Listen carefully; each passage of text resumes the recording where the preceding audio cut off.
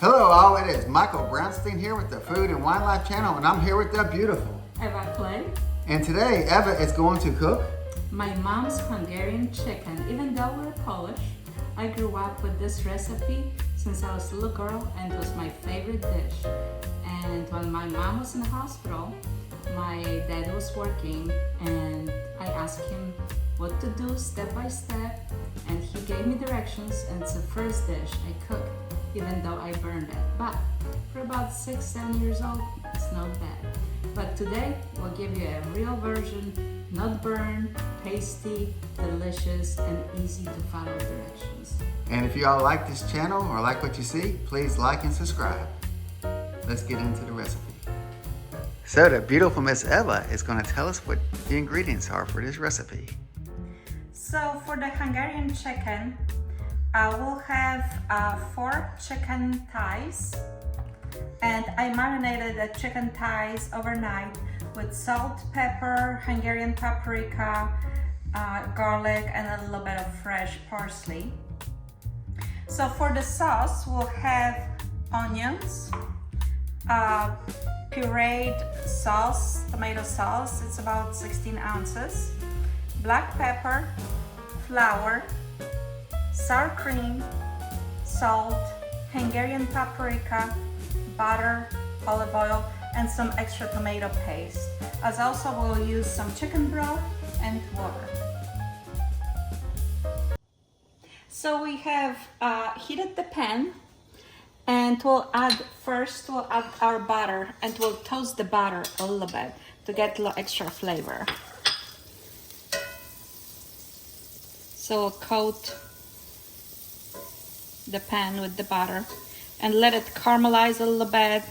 It will start smelling like a little brown butter. So we'll give it a minute before we put our olive oil in it. So we'll layer all the flavors and of the dish one by one.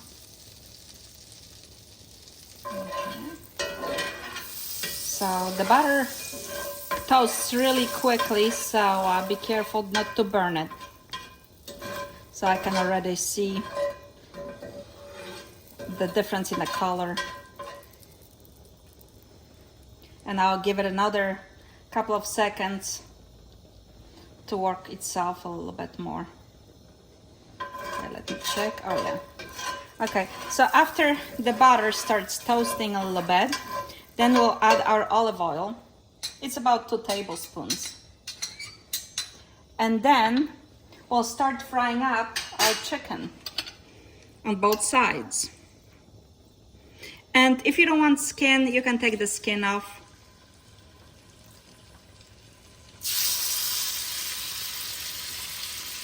It won't really affect the flavor that much.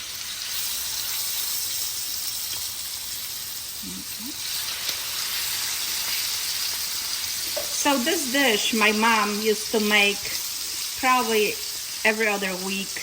It was really popular in our household, and that's one of the first dishes I learned how to cook, and I was only 6 years old, from a necessity, because my mom was in the hospital having my youngest sister. So now we'll wait until this chicken gets a nice color on both sides, and we'll come back to make the sauce. So our chicken got nice golden brown, and it's ready for us to move it to the top. So we're gonna take it all out. Oh yeah, oh, it's beautiful. That's a great color. Okay, let's see this one.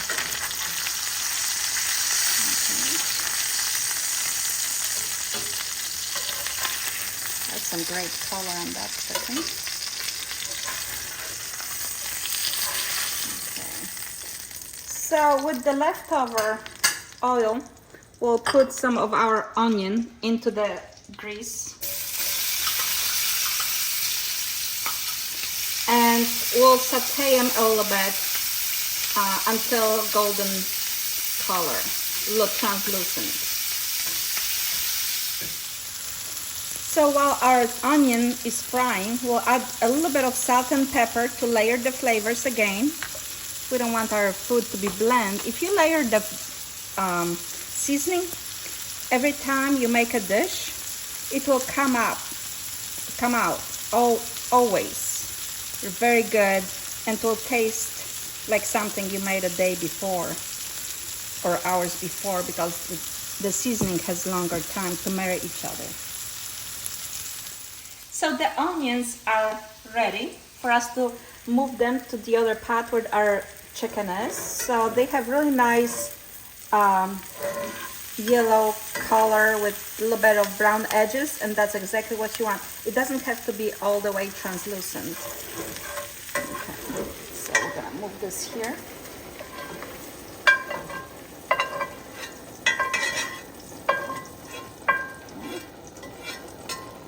Oh, that's okay. All right. So now we'll move this pan over here, and we'll add the tomato sauce.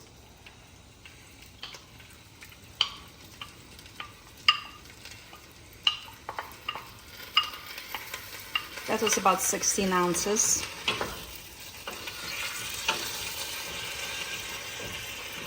Okay. And then we'll add a little bit of chicken broth, about 2 cups.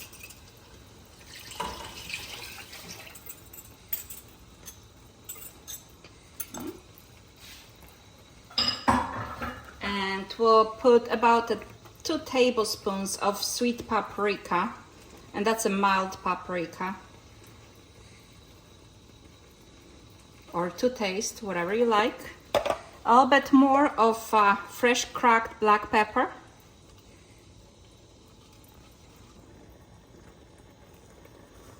Okay. And a couple of bay leaves, 1 or 2, depends on your liking. I'm probably gonna just put 1.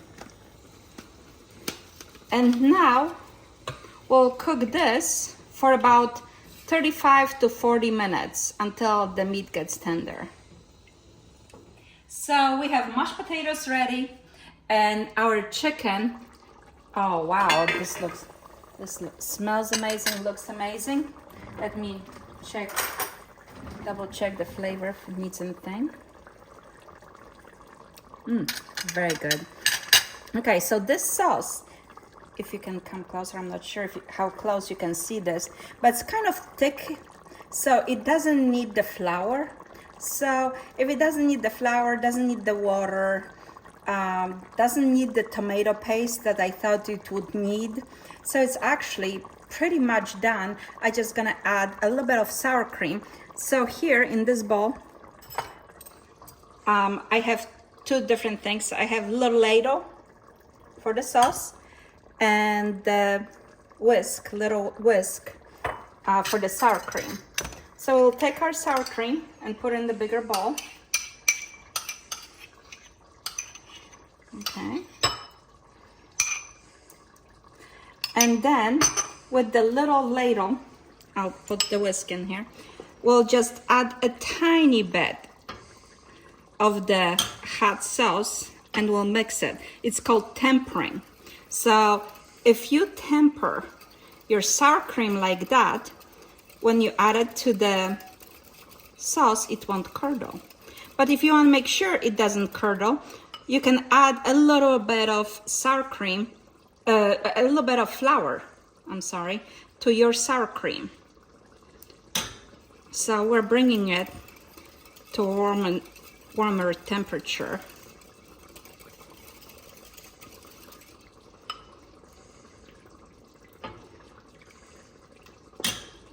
Okay. It's a little process, but it's worth it.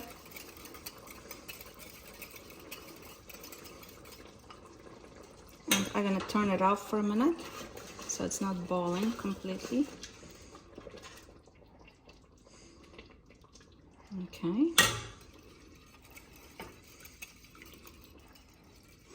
It's real nice and creamy. It's nice pinkish orangey color, like salmon color. It's getting ready to be poured into the sauce. I like to do it, I like to temper it more because I really don't want this to get ruined at the end of the whole process. I'll put more. Okay. It's getting pretty warm in my hand, so I think it's safe to put it all in the pan with the chicken. But we also want to do it slowly and mix it up.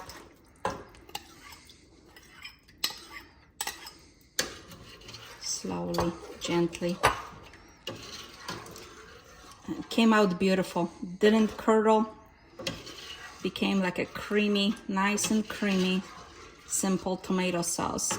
And this sauce could actually, you can make up to 8 pieces of chicken. As you can see, it made a lot of sauce. We just had 4 of them because it's just Mike and I. We're empty nesters, so we cook for 2 and not for the family. Okay, so now I'm getting ready to plate this. Actually, I'll turn it on and cook it for a minute with the sour cream, and for a minute or 2 to kind of bring it to a little simmer. And after that, we'll plate it and we'll talk about it. Well, we're back, and the beautiful Miss Eva plated this all up, and we poured some wine to go with it, and let's give it a go. So I made this Hungarian chicken with a little bit of dill, mashed potatoes, and some traditional Polish cucumber salad. So if you would like to know the recipe, you can just make a comment below, and we'll make a little show about the different little sides that we do in Poland with our main courses. So today we also picked silver palm to go with this dish because it really stands out to the tomatoey sour cream part of the dish, and I think it will pair very well. Let's try it. All right. Ladies first. All right.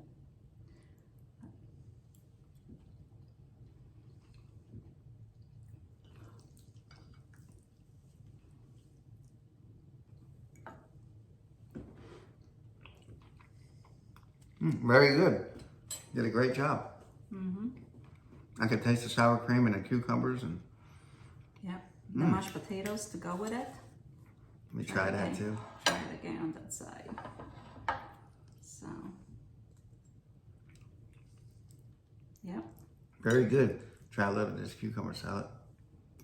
It all goes together. It's very Polish dinner, and it's definitely Polish flavor right here on one plate. So, on that note, until next time. Cheers. Cheers. Na zdrowie. Smacznego.